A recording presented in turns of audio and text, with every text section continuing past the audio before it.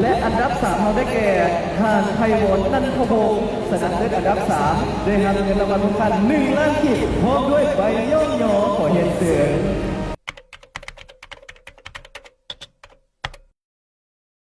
เริ่มต้นในการมอบคำสำหรับรางวัลประเภทกาบโกดของเขารางวัลชนะเลิศอันดับ1จะได้รับเงินสดมูลค่า3 ล้านกีบพร้อมด้วยใบย่อมยอขอเสียงตบมือดังๆให้กับทางมณีวรผมมารินเจ้าขอเสียงตบมือดังๆด้วยขอเชิญทางด้านถึงเวทีและมาต่อที่อันดับ2กันอีกเกี่ยวได้แก่พระอาจารย์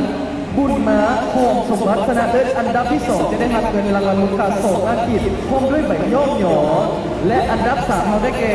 หานไพวนนันทวงศ์ชนะเลิศอันดับ3ได้รับเงินรางวัลมูลค่า1 ล้านกีบพร้อมด้วยใบย่อมยอขอเห็นเสียงและอย่างนี้อีก1 รางวัลส่งเสริมเขาขอเสียงตบมือด้วยนะครับทางคำมั่นไซสมพรรางวัลส่งเสริมจะได้รับเงินมูลค่า500,000กีบพร้อมด้วยใบส่งเสริมเจ้าซึ่งในปัจจุบันนี้ก็ต้องขออนุญาตที่เป็นเกียรติเรียนเชิญจะเข้าสู่วาระของการมอบภาพข้าพเจ้าขออนุญาตที่เป็นเกียรติเรียนเชิญทางทองลีศรีสุรินทร์กรรมการสูตรการพันเลขาคณะบริหารงานสูตรการสร้างรูปประชาชนปฏิบัติเราให้เกียรติในการมอบภาพรางวัลของการเข้าแข่งขันในเชิญนี้กับประเภทกาบโกดเจ้าตั้งแต่รางวัลชนะเลิศอันดับ1จนกระทั่งรางวัลส่งเสริมเจ้าขอเรียนเชิญ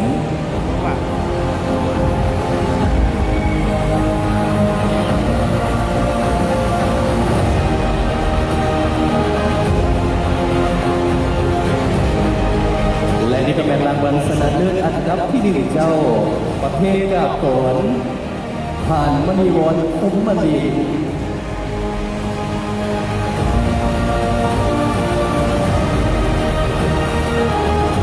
ลำดับต่อไปขออนุญาตถือเป็นเกียรติเรียนเชิญพระอาจารย์บุญมาโหงสมบัติซึ่งเป็นผู้ชนะเลิศรางวัลอันดับที่2จะได้รับเงินสดมูลค่า2 ล้านกีบพร้อมด้วยใบย่อมยอ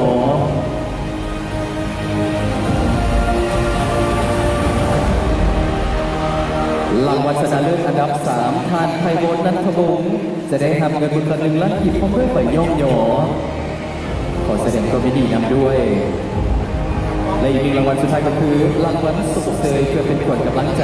ทานพักมั่นไซส์สุขอ่อนจะได้รับเงินมูลค่า500,000 กีบพร้อมด้วยใบย่อมยอเจ้าขออนุญาตเรียนเชิญถ่ายภาพรวมอีกครั้งเจ้า